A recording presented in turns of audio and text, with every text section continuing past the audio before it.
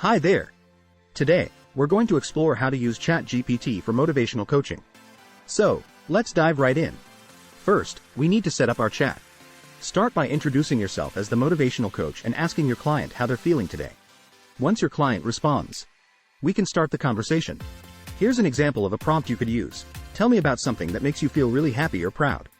Once your client responds, the Chat GPT will generate a response. This is where you come in as the coach to build on the response and give your client encouragement. For instance, if the Chat GPT response is, "I feel happy when I'm able to help someone," you might respond with, "That's really admirable of you." What are some other ways you can incorporate that helpfulness into your daily life? Continue the conversation in this way, building on the Chat GPT responses and providing your own insights and advice. Remember to always keep the conversation positive and uplifting. Lastly, be sure to wrap up the chat by asking your client how they're feeling now and reinforcing the progress they've made. You can also offer additional resources or tips to help them continue on their path to success. And that's it. Using Chat GPT for motivational coaching is a great way to provide personalized support and encouragement to your clients. Thanks for watching, and don't forget to subscribe for more helpful tips and tricks.